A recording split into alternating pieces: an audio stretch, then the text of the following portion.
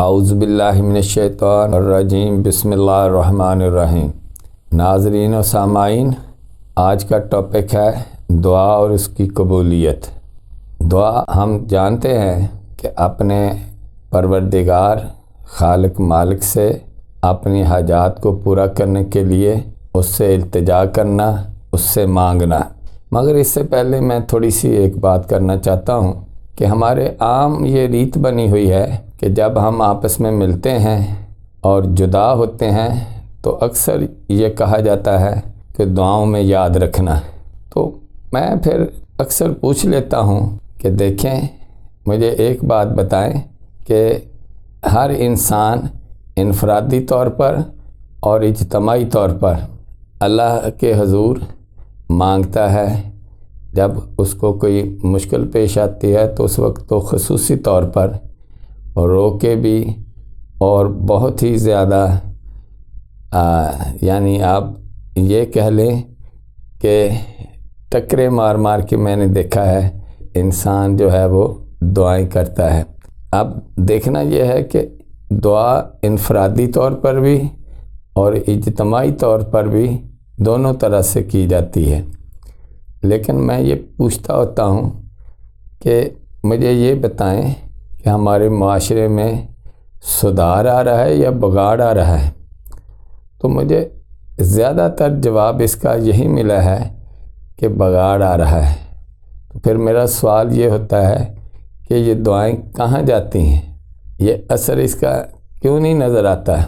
تو اس کے لیے مختلف طرح کی طفل تسلیاں دی جاتی ہیں اور کوئی مدلل اور مؤثر جواب مجھے سننے میں نہیں آتا ہے، جبکہ دعا کی قبولیت کے لیے اللہ رب العزت نے حضرت موسیٰ علیہ السلام کو ایک بات بتائی جو ہمارے تک پہنچی ہے نبی پاک صلی اللہ علیہ وسلم کے ذریعے سے۔ وہ بات یہ تھی کہ ایک دفعہ جب حضرت موسیٰ علیہ السلام اللہ رب العزت سے ہم کلام تھے تو اللہ سبحانہ تعالیٰ نے حضرت موسیٰ سے فرمایا کہ اے موسیٰ، 6 باتیں میں نے وہاں رکھی ہیں جہاں سے لوگ تلاش ہی نہیں کرتے، تلاش کہیں اور سے کرتے ہیں لیکن رکھی میں نے کہیں اور ہیں، پھر ان کو کیسے ملے گی؟ ان 6 باتوں میں سے ایک بات ہے دعا کی قبولیت۔ مجھے جب اس چیز کا پتہ چلا تو میں تو کانپ کے رہ گیا۔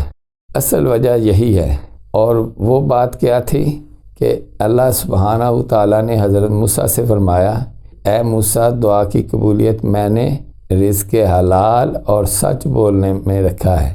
اب یہ بندہ جو ہے محمد عمر سندھو آپ کے سامنے بیٹھا ہے، یہ دیکھے کہ اس کا رزق حلال ہے، یہ سچ بولتا ہے، تو پھر میرا یہ ایمان ہے کہ اس ذات کے آگے ہاتھ اٹھانے کی بھی ضرورت نہیں ہے کہ اگر میرا رزق حلال ہے اور میں سچ بولتا ہوں تو وہ ذات جس کو ہم اللہ تعالیٰ کہتے ہیں وہ ہمارے دلوں کے حال خوب جانتا ہے، وہ ہمارے دلوں کے اندر پیدا ہونے والے وسوسوں سے، خیالات سے واقف ہے۔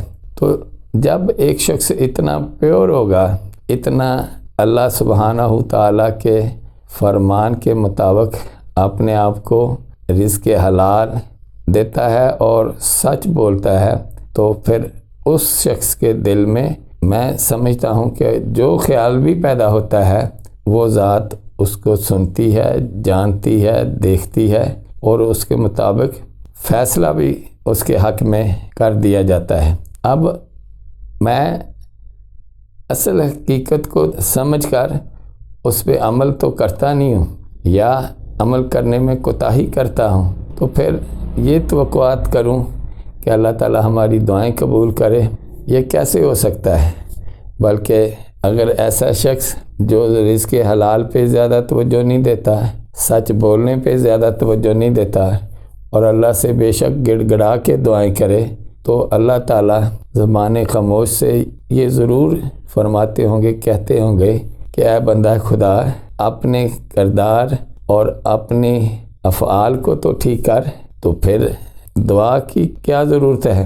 جب کردار اور افعال ٹھیک ہوں گے تو پھر میں تو وہ ذات ہوں جو شاہ راگ سے بھی قریب ہے، تو مجھے پھر کہنے کی بھی ضرورت نہیں ہے۔ دل میں خیال آئے گا تو انشاءاللہ تعالی اللہ کے فضل سے ہماری دعائیں جو ہے وہ قبول بھی کرے گا اور اس کا رزلٹ بھی ہمارے سامنے آئے گا۔ اصل چیز جو ہے وہ رزق حلال ہے اور سچ بولنا ہے۔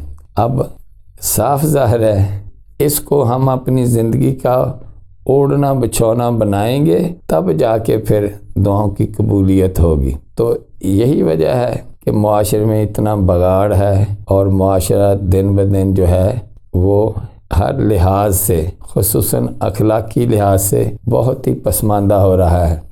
اللہ ہمیں ایک ایسی سوچ فکر عطا فرمائے جو حق اور سچ کی ہو اور اس میں ایک اعلیٰ صفات اور کردار موجود ہوں، تو پھر انشاءاللہ تعالی ہم اس دنیا میں بھی کامیاب ہوں گے اور آخرت میں بھی کامیاب ہوں گے۔ دعا ہے کہ ہم رزق حلال اور سچ بولیں اور اس کے اوپر خصوصی توجہ دیں۔ اللہ تعالی ہمارا حامی و ناصر ہو۔